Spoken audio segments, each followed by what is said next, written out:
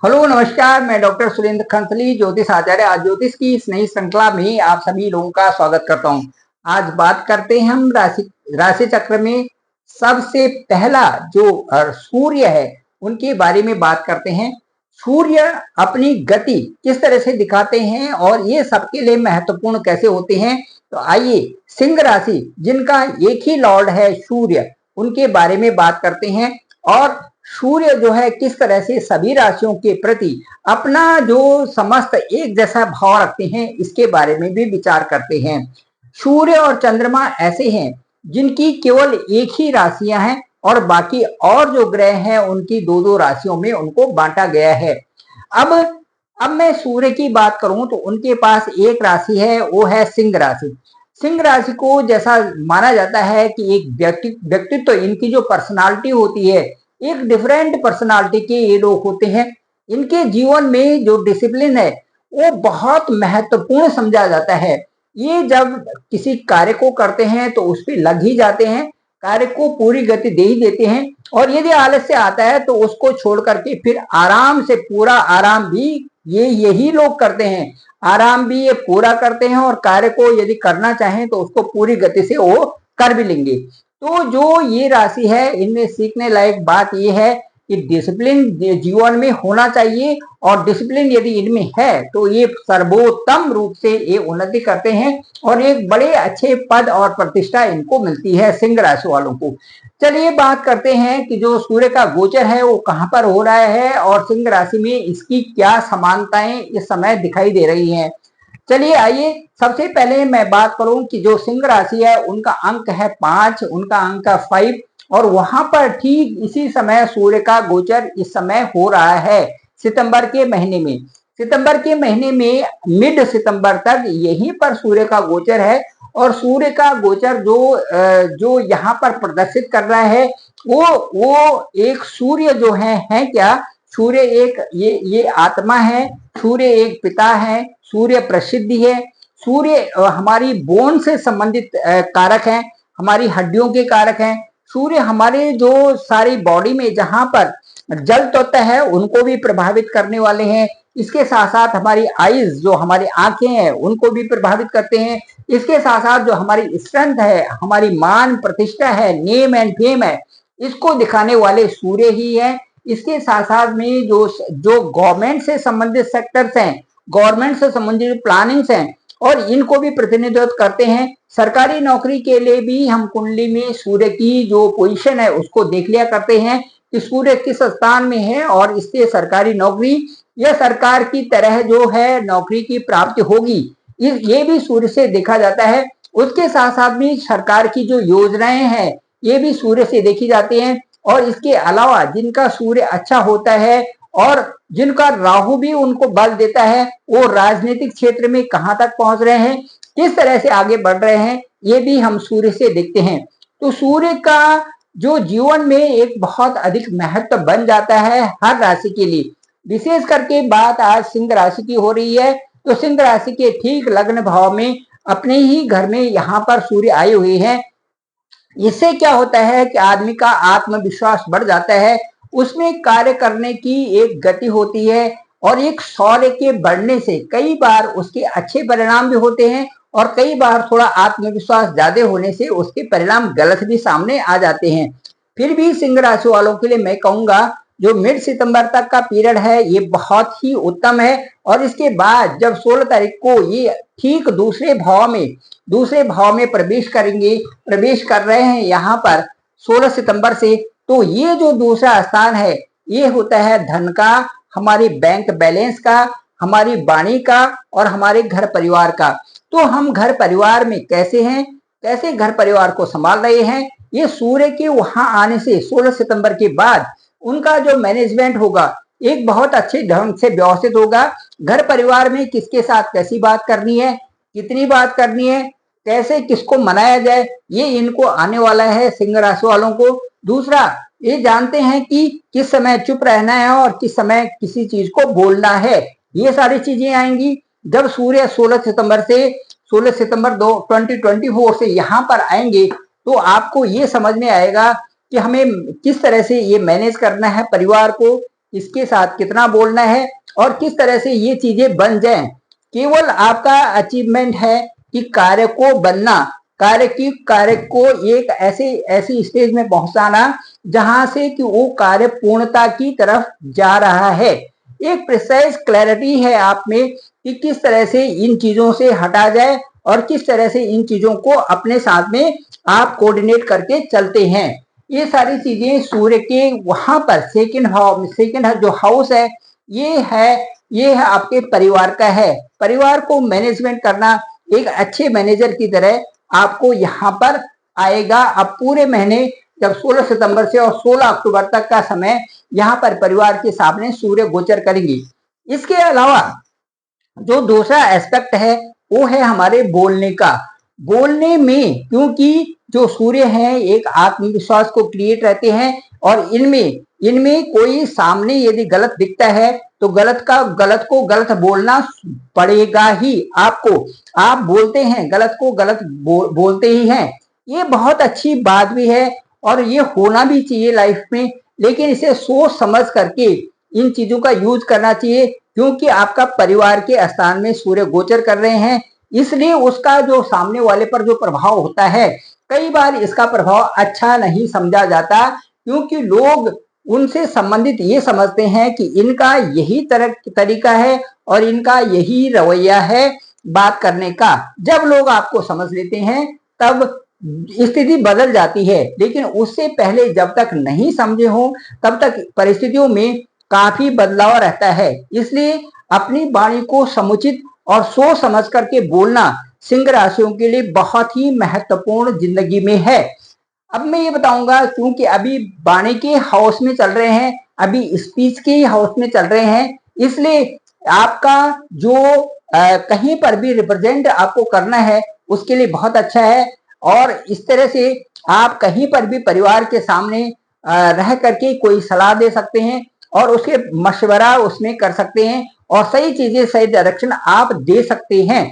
लेकिन इन चीजों का ध्यान रहे कि कहीं पर भी जो अपने स्टेटस के अनुसार कहीं पर भी आपको दिखता है कि यहाँ पर स्टेटस मैच नहीं करता तो वहां पर किसी बातों को कहना व्यर्थ ही होगा, या उन चीजों को जो सामने वाला नहीं समझता है तो उन चीजों को वहां पर कहना व्यर्थ ही होगा।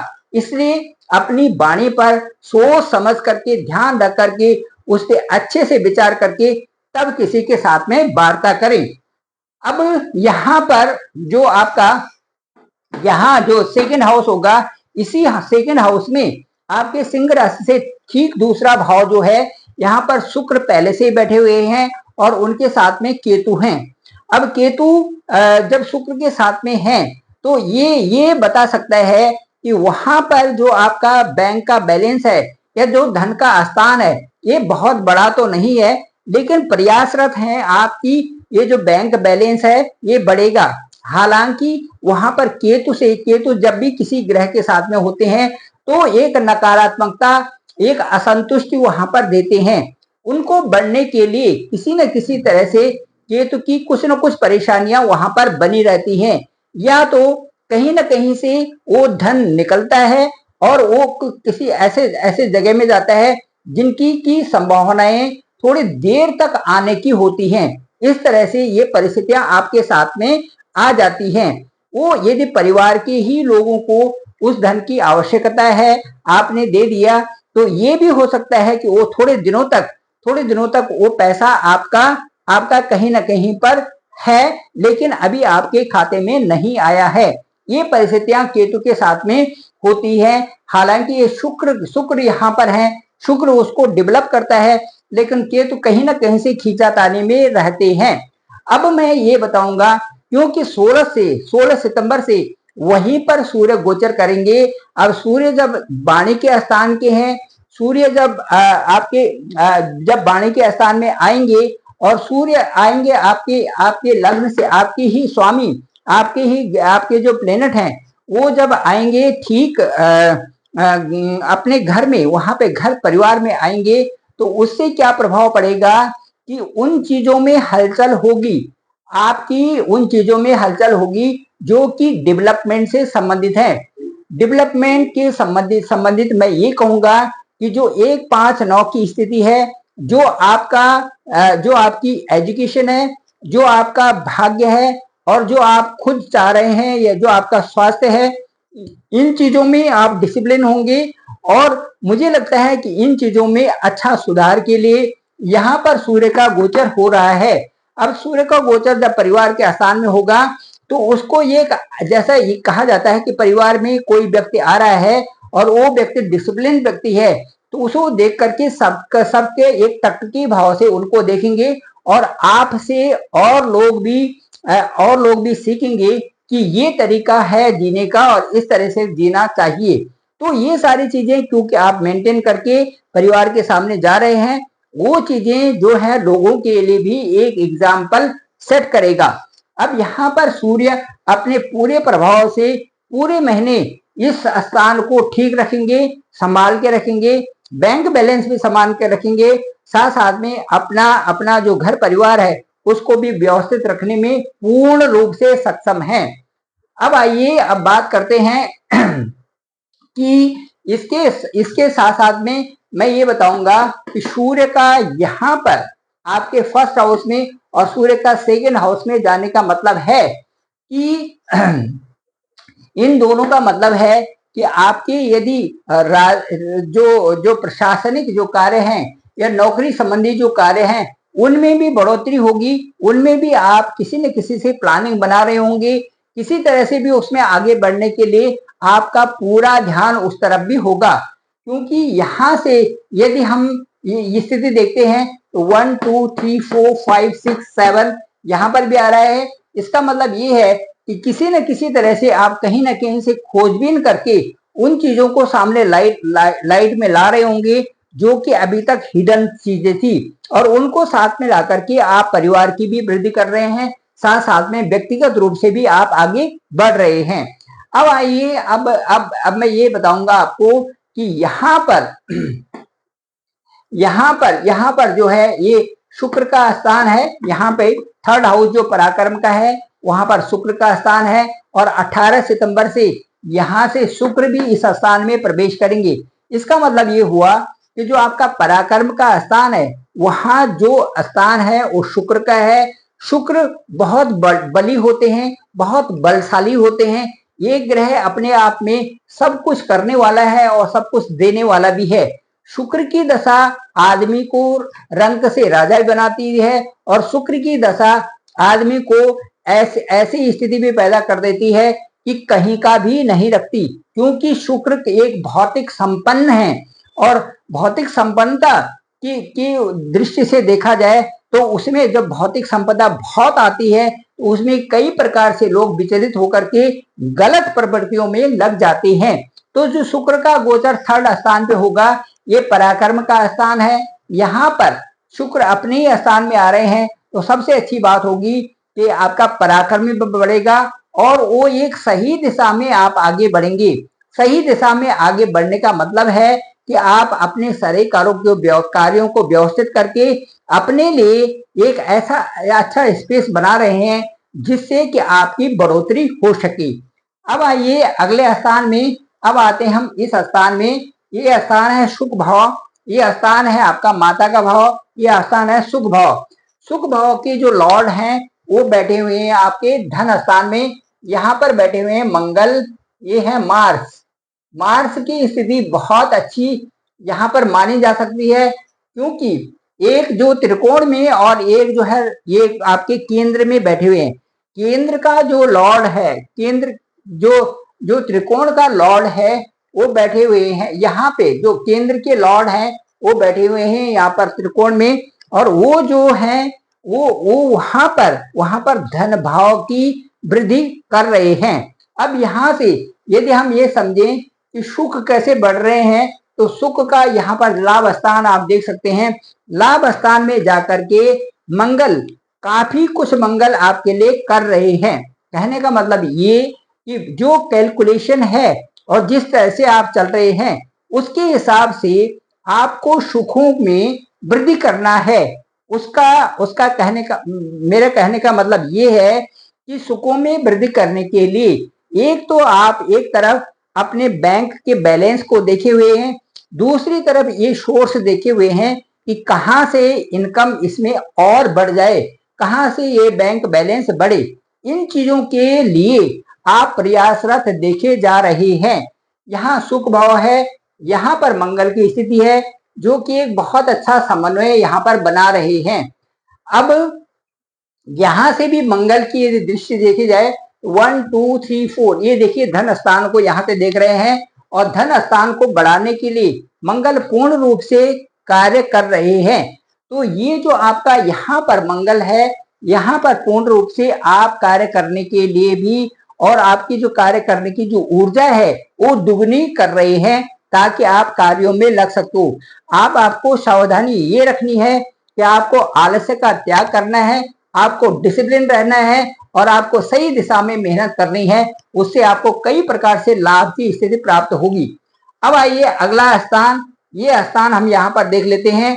यहाँ पर अंक है 9 और यहाँ पर अंक 9 होने की वजह से जो बृहस्पति है, यहाँ पर गुरु बृहस्पति, गुरुदेव बृहस्पति यहाँ पर बैठे हुए हैं, यहाँ पर बृहस्पति बैठे हुए हैं और बृहस्पति का, और यहाँ पर देखिए यहाँ पे 9 अंक है, यहाँ पर गुरुदेव बृहस्पति बैठे हुए हैं। ये भी केंद्र और इस त्रिकोण का जो 5 यहाँ से 5 और ये दशम भाव का पंचमेश, पंचम और दशम भाव का ये संबंध बन गया। पंचमेश जाकर के बैठे हुए हैं दशम भाव में। पंचमेश का दशम भाव में बैठना एक बहुत अच्छी जागृति है। हमारे जो भी सोचे हुए काम है, यदि हम गवर्नमेंट सेक्टर में अप्लाई कर रहे हैं तो उधर की प्रवृत्ति बना देंगे। यदि हम किसी और प्राइवेट सेक्टर में जो गवर्नमेंट सेक्टर से भी अच्छा है वहां कर रहे हैं, वो प्रवृत्ति बनेगी। और इसमें जो है मेहनत भी है, साथ साथ में आपके सूर्य इन कार्यों को करने में यहाँ से भी सक्षम है और सेकेंड हाउस से भी सक्षम है, क्योंकि 1 5 9 का संबंध ये है, साथ साथ में दशम स्थान केंद्र का हो गया।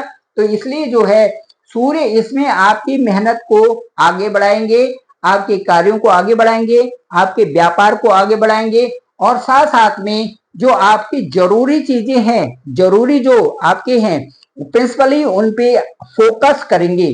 तो ये सारी चीजें हैं।